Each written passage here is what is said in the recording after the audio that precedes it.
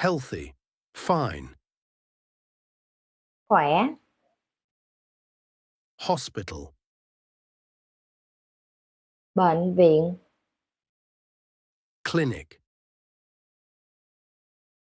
phòng khám, doctor, bác sĩ, nurse, y tá, patient, bệnh nhân, to visit, thăm, flower, hoa,